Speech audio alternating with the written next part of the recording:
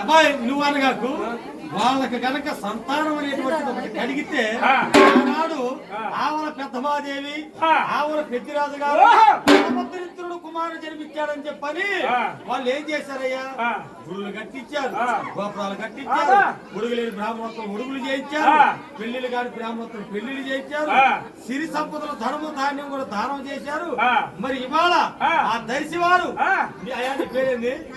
నరేంద్ర. అమ్మ నీ పేరు?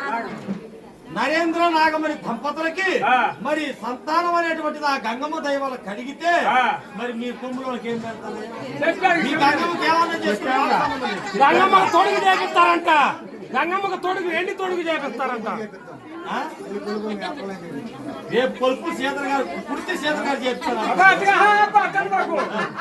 వాళ్ళ తోచంటే వాళ్ళు ఇస్తారు, వీళ్ళిద్దరు చేయాలి కొలుపు. మళ్ళా కొలుపులు చేపిస్తారని అది మీ అమ్మవారికి నువ్వు కొలుపులు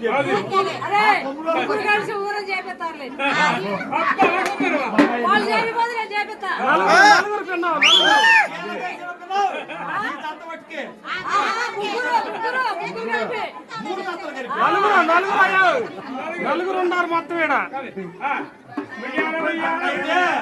నలుగురు మీద 4 అరలు వేసుకున్నా కానీ కూడా 2 సేవలు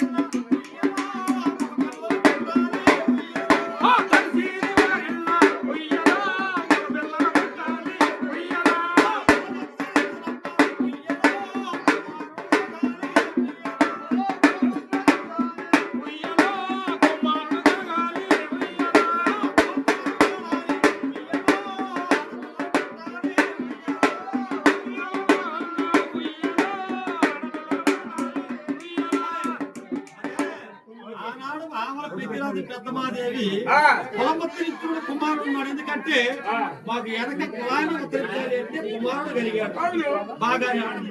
మరి గోత్ర దౌత్యం గోత్రాలు వాడాలి.